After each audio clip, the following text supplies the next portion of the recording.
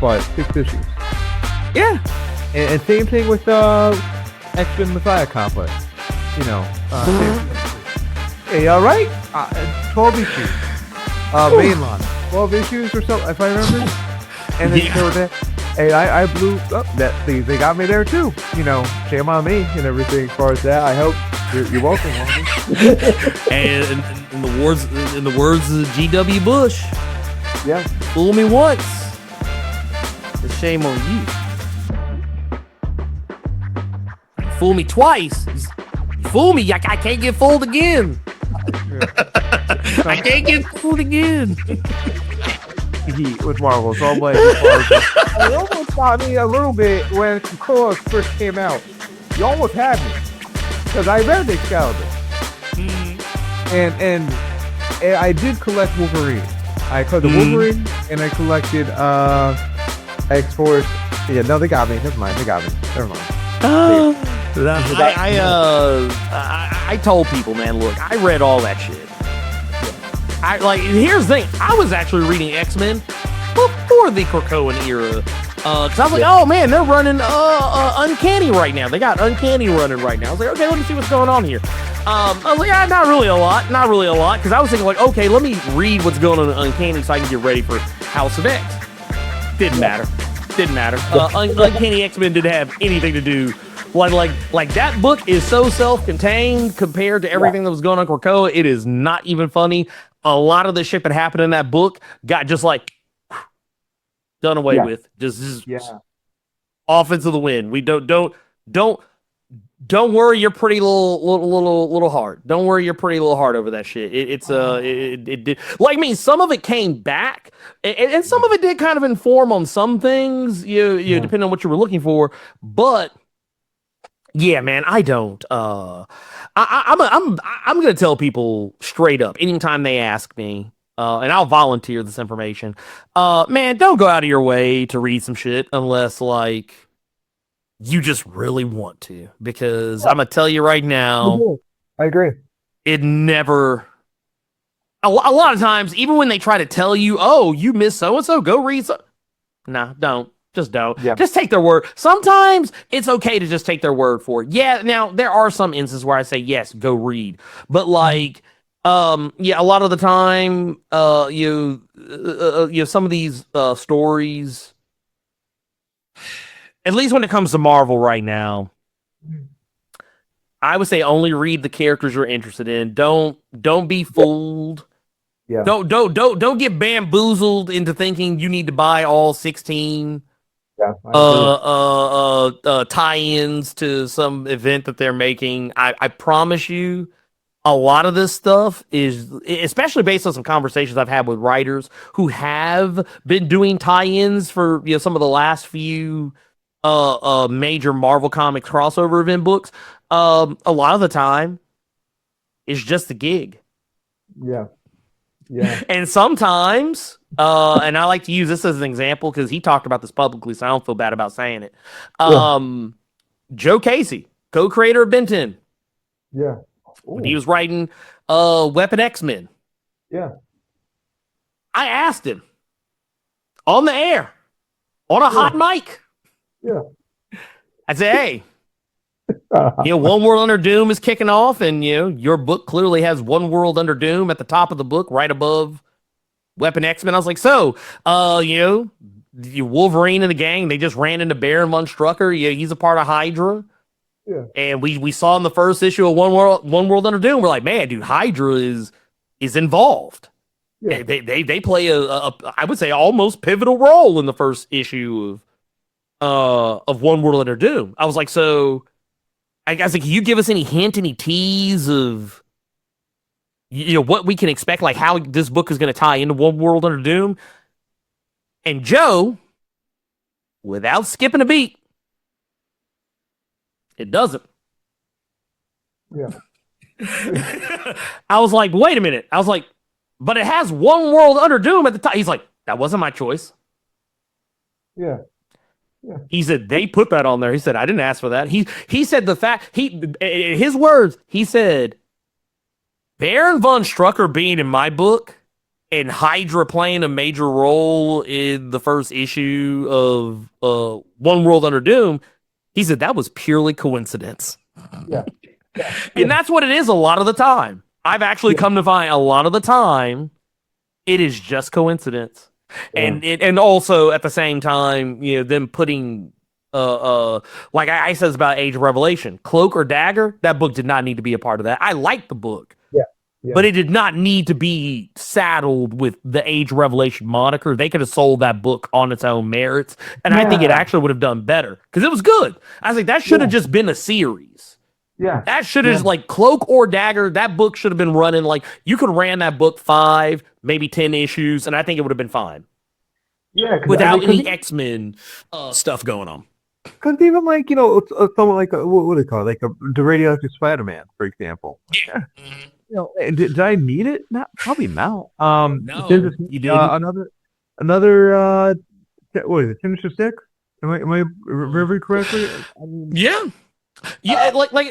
Like I said, I won't dime them. I won't dime them out. But I was told, Age of Revelation could have just as easily.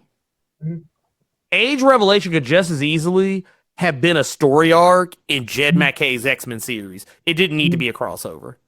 It didn't need to be a crossover. It sort of reminded me of actually.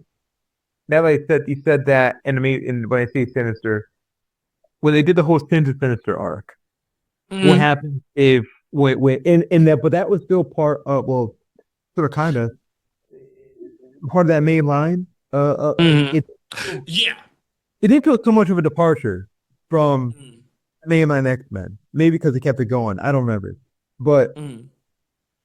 But again, it just felt like a lesser version of Sinister. Okay, what he took over, and then the whole thing was just a dream. I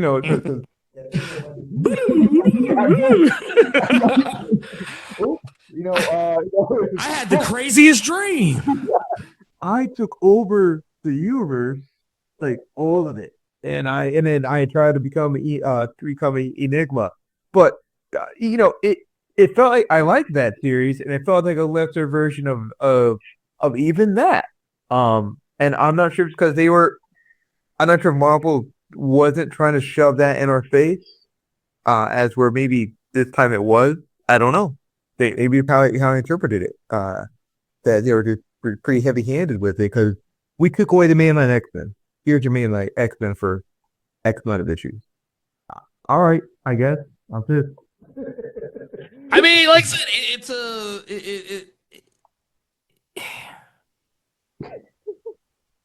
you can't make this shit up. You can't make this shit up. Like these are things that happened, and they should not have happened. And then also, more importantly, they should not have done this and made it our problem. Like it's a point. Good point. We've reached a point with X-Men where I feel like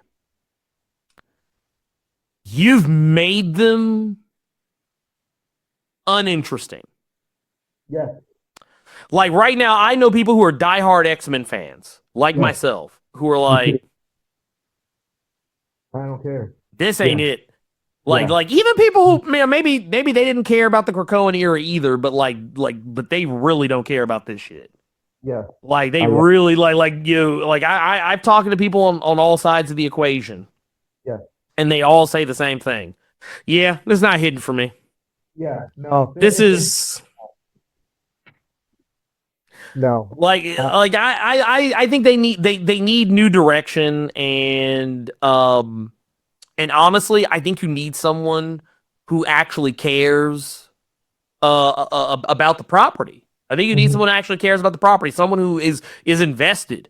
Someone who's like, man, you know what? I really want to, like, case in point, I think there are people who are writing some of these books who could technically be in charge of some of these books.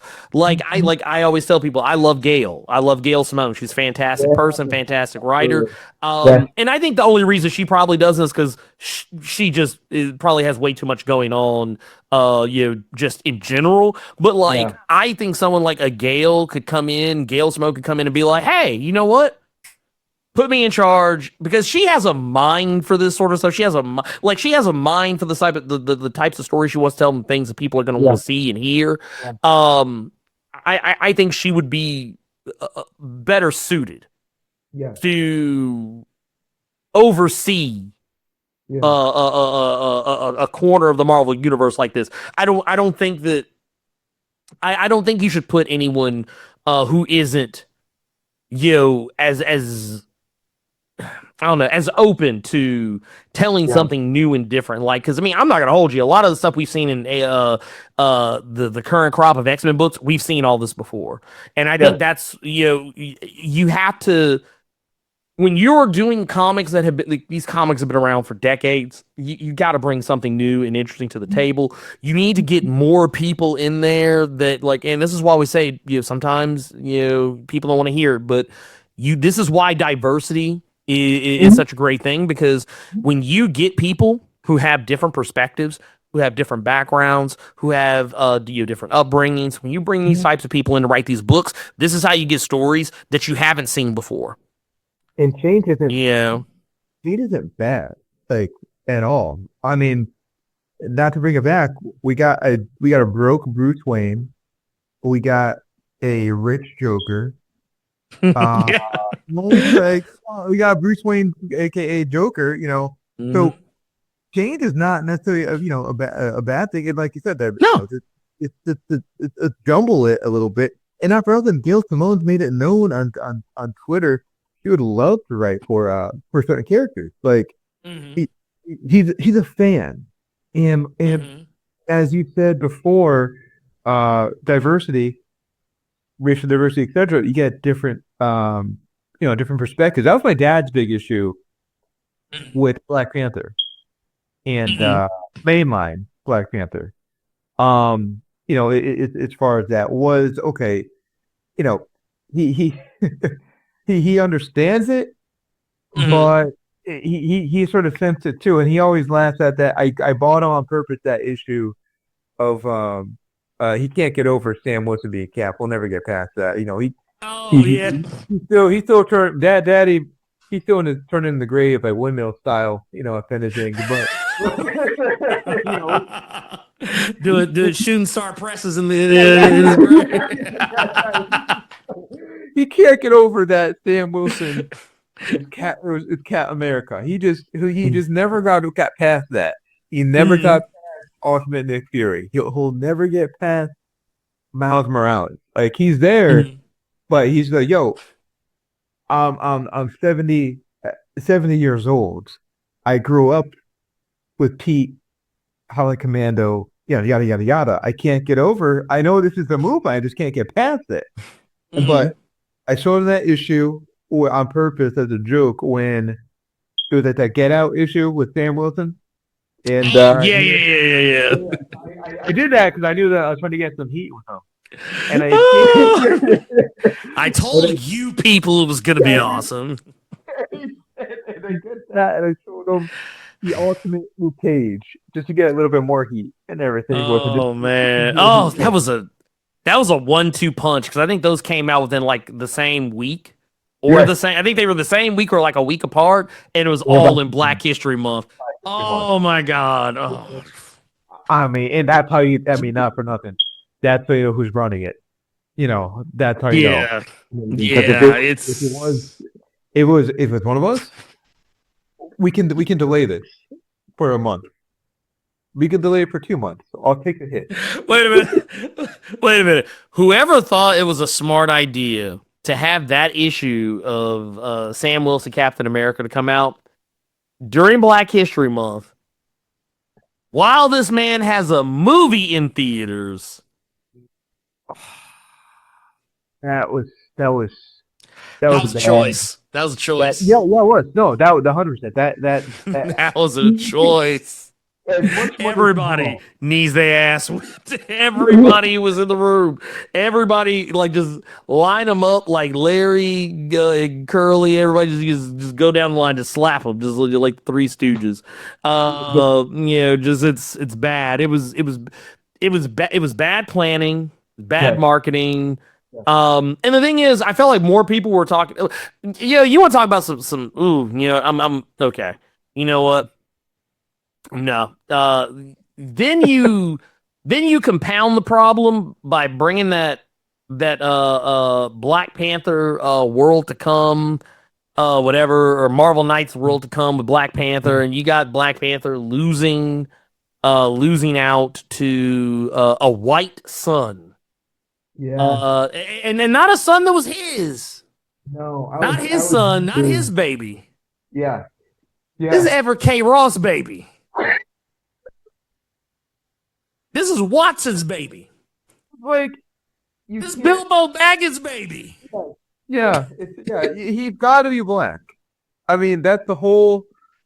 He's got to be black. His character Mm-hmm. starts not being African American. He's Right. like that we can't get past that. I Well, feel like.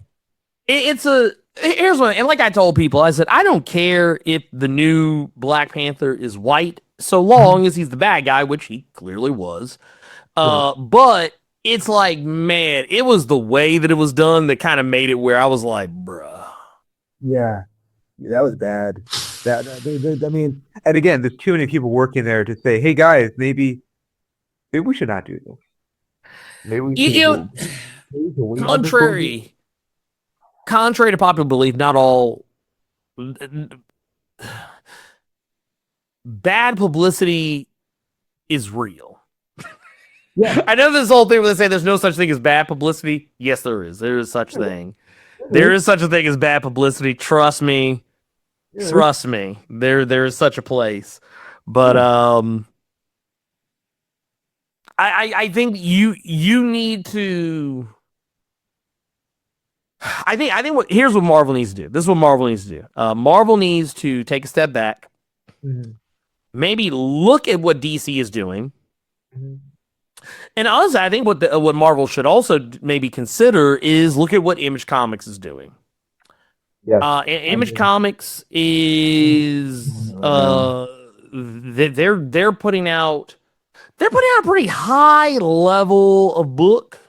yeah, Right now, I mean, between oh God, yeah, between the power fantasy, you've got the Energon universe, which is like Transformers, GI Joe, Void Rivals.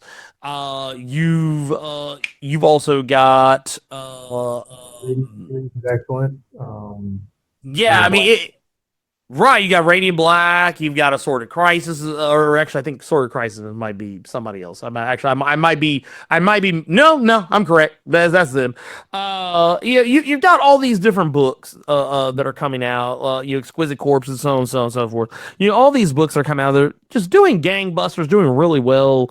For themselves and telling stories, complete stories with a beginning, a middle, and an end. And I think what Marvel might want to consider is maybe doing that. Like instead of Yeah, trying to like tell these stories that just go on forever, forever, forever, and forever in perpetuity, I think maybe what they should consider doing is maybe start telling some finite stories. It doesn't mean the characters have to go away. It just means that maybe you should just focus on instead of telling a story for 50 issues, maybe tell a story for 5 or 10. See if you can get 5 or 10 yeah, really popping. And I would actually, this is me, I don't want to speak for everybody else.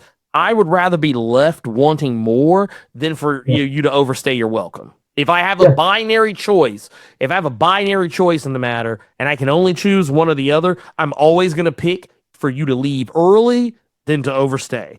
Because overstaying is how you get people mad.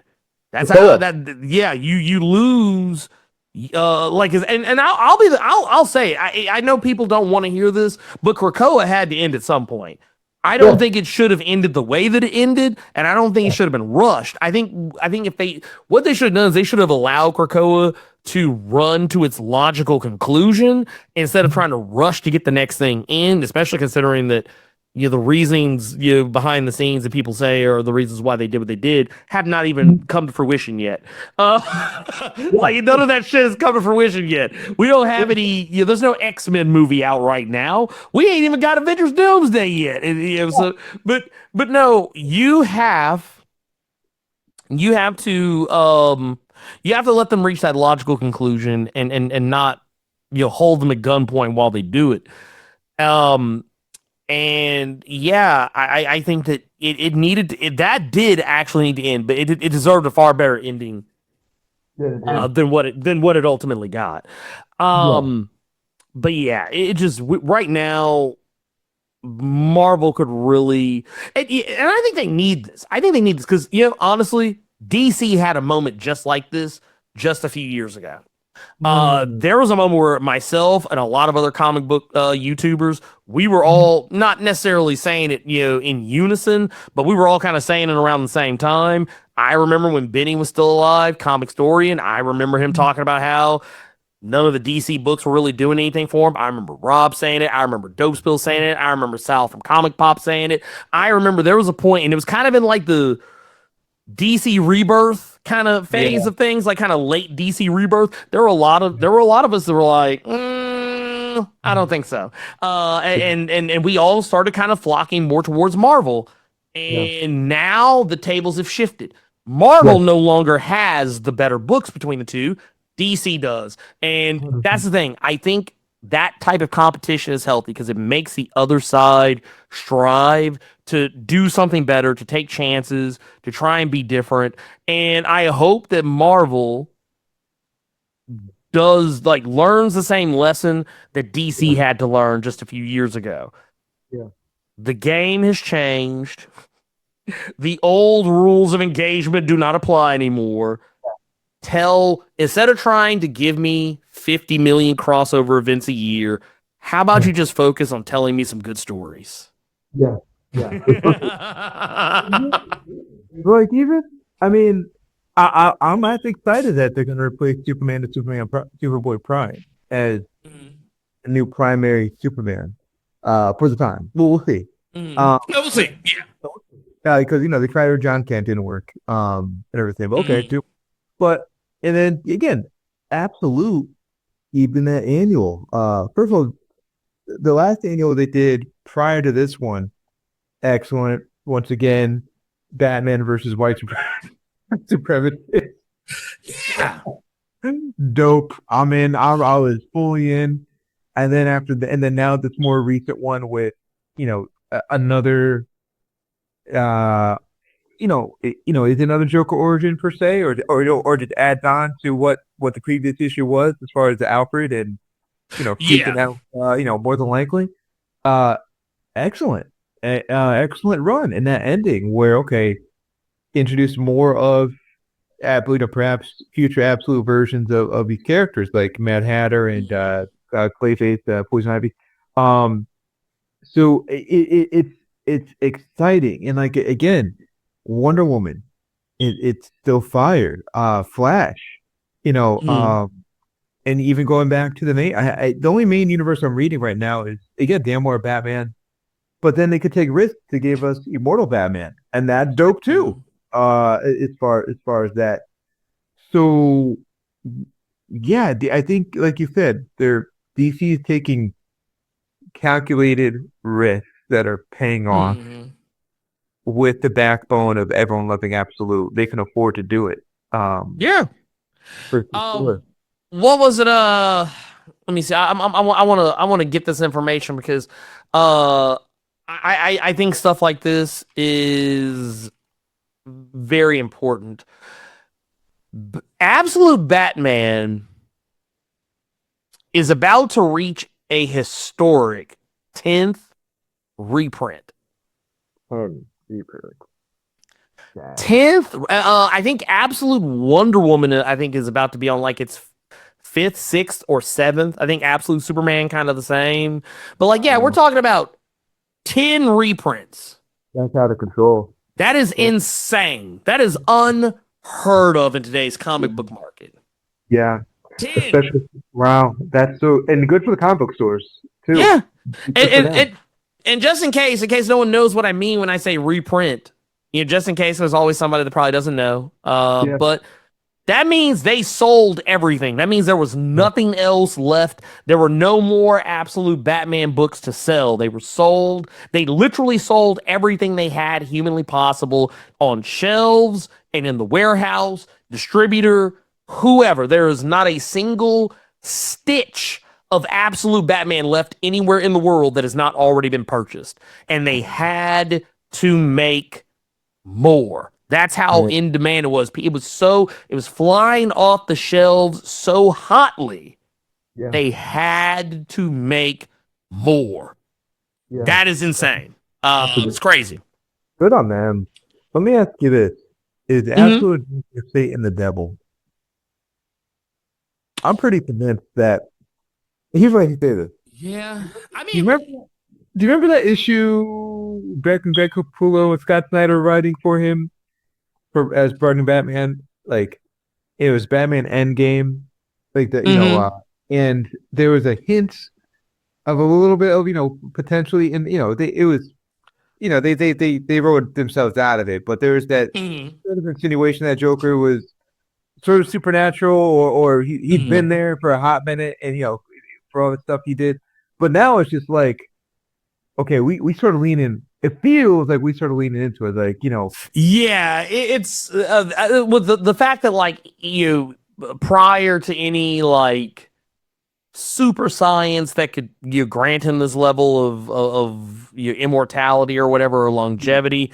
This is a guy that's literally existed for centuries by this point and seems to have power that is quite unnatural. Like yeah, I would go on a limb and say, yeah, he's, and also the fact that like they kind of gave the game away with this, and the fact that he needs Wonder Woman's help in order to suss out yeah, what the what Joker is, the yeah, fact that he needs the help of somebody who was quite literally raised in hell. yeah, Yeah, I feel like that's gonna speak volumes to that. But yeah, I love it. I absolutely love it because it's different. It's yeah, not Joker tripped and fell into a vat of chemicals, or yeah, Joker yeah, has some nondescript origin, or whatever. Like it's something that's very definitive. It makes sense. It seems to me cool on paper, yeah, and in practice. So yeah, I mean, I want them to take more chances. yeah. I want them to take more chances. They took a chance with Bane. Bane is, while he's still like fundamentally the same character, he's still different in some pretty radical ways. Yeah, we got Kaiju get Uh, out of yeah, that. like, Even Akira Bane at the end there. So, yeah, like we're literally from yeah. the He went full on Tetsuo. He went full on Tetsuo. Tetsuo. You Yeah, went like he full. just body morphine and yeah, like honestly, like I was waiting for him to start yelling Bruce's name. Yeah, yeah. Da-da-da! But Yeah, from that first page, they said the pedal to the metal. We're going all the way as far as this fight, and so they did mm, not waste no time in that issue. Only for the end, I joke and say it's like, was it RoboCop 2 when or yeah, okay, all right, so RoboCop 2, that was Bane yeah, had one more, poor guy. yeah. Which is funny because that guy's name was Kane. Oh no, yeah, okay, yeah, so it Yeah. makes all sense. Yeah, so, and then hey, this is that one image I Austin was saying is he's like, yo, Batman kick, kicked whatever mass there was left of Bane in the ocean, just like Yeah. and everything, just get out here. Uh, but but I mean Bane's one of my favorite villains. Period. I said this many times. Period. But uh, I was there, and it was it was brutal. So I'm scared to see the most of what they do with Mad Hatter. You know, because he's a creepy villain for Yeah. me too. He's kind of creepy regardless for me. Well, yeah, he's a like, and especially depending on how he's done, especially with the lens of today, because I feel like Mad Hatter was kind of like one of the earliest incidents Yeah, of an incel in Big Two comics. yeah, Because you think about it, he's like the kind of goofy, nerdy guy, not very attractive.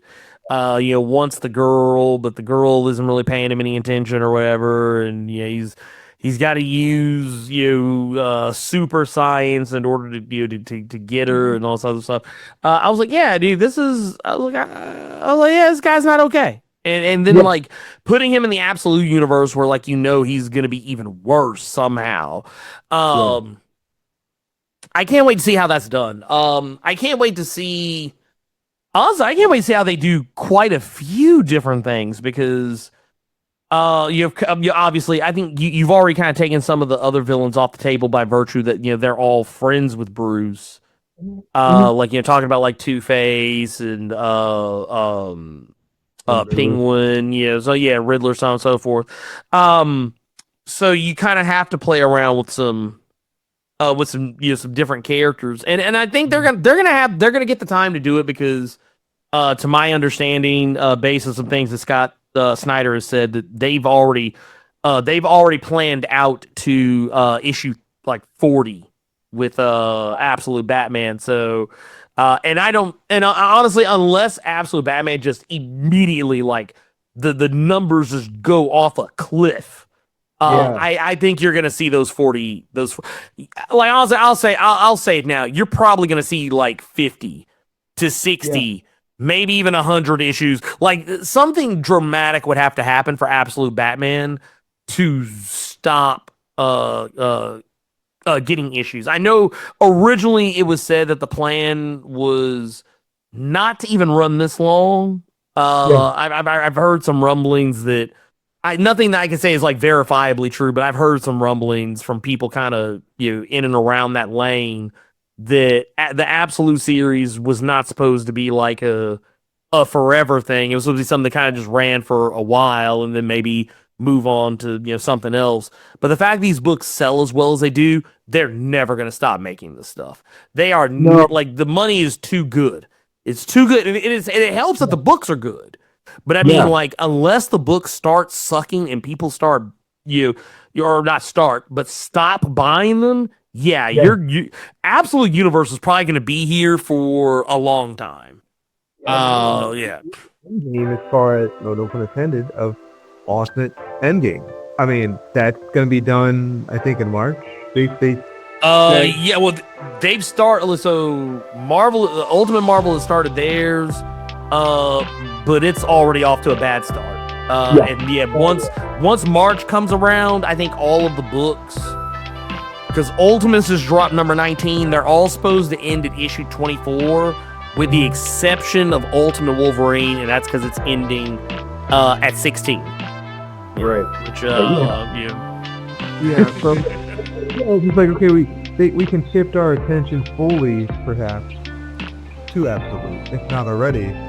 This leaves more room for a Green Arrow or I don't know, Ultra Robin or something. Just throwing names up in the air. Or I know Santana's on the way at some point. Yeah, Zatanna's she's technically already shown up, but she's supposed to like have like a bigger role. We've gotten the Absolute Red Hood technically. Which I actually think is probably going to wind up being the Absolute Robin before it's all said and done. And we've got the Absolute Hawkman. Yep. I'm pretty sure we're going to get before this is all said and done, I think an Absolute Aquaman or like an Absolute like honestly, because of the success of Superman, I think an Absolute Mr. Terrific is not out of the cards. Yep.